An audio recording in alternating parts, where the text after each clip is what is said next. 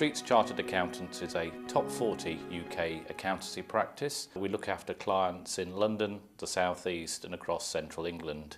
Our core client base are owner-managed businesses, corporate businesses and high net worth individuals. Our international activities include looking after UK companies trading overseas, as well as overseas countries investing in the UK and trading with the UK.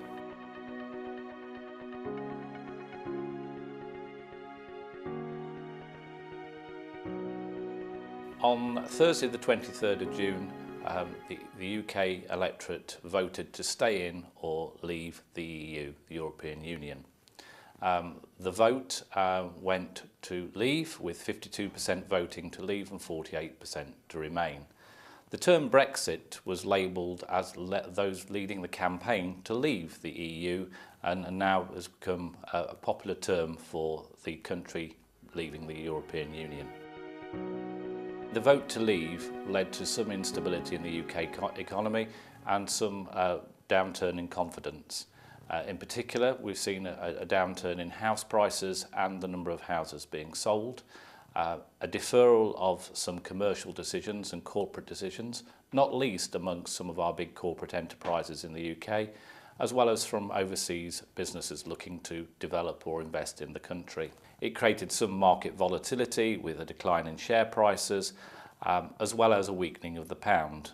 The weakening of the pound has obviously meant that those UK companies importing have been affected by higher prices, but those exporting have greater market opportunity to supply overseas. We've seen some decline in consumer confidence, mainly on uncertainty, as people don't know what the landscape will look at going forward.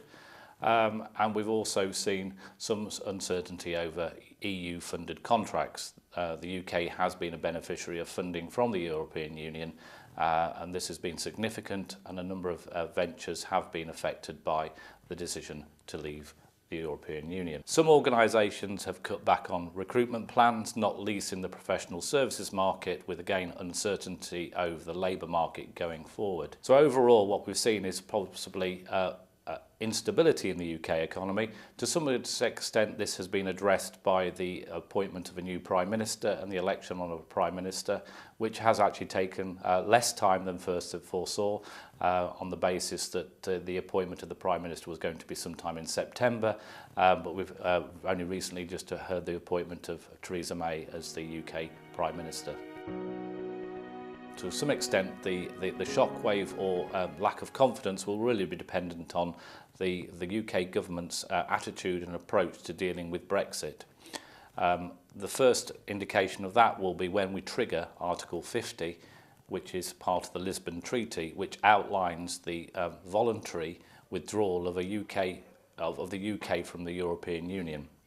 It is anticipated at this stage that it's likely to occur sometime in the early part of 2017, with the following 2 years being taken to actually unravel and decouple the UK from the European Union. Needless to say, the UK economy as a whole is probably in a very good state, and certainly compared to 2008 when we had the financial crash and the global downturn, our banks are in a better place, our organisations and businesses are financially much more stable, and I think we're in a better place to weather the storm of uncertainty over the forthcoming months. Whilst there is uncertainty over the labour market, the UK has a workforce and skills shortage, and this will remain an attractive proposition for those people looking to come and work in this country, though we wait to see what immigration and work controls and labour market controls may be put in place. We still offer a very attractive proposition to oversee investment, whether it is people looking just to invest in the UK or establish a trading base or a business base as a foothold into the rest of Europe and the world as a whole. I think the other thing that we're optimistic about is actually our trading relationships with the rest of the globe. Whilst the UK predominantly has traded with the European Union, it's been a major part of its global marketplace.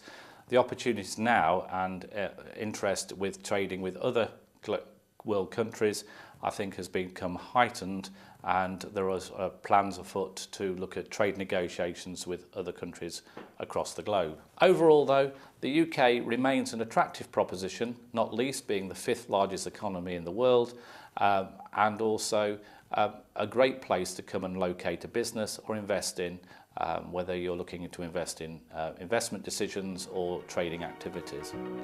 We are open for business and we welcome to hear from businesses looking to come to the UK.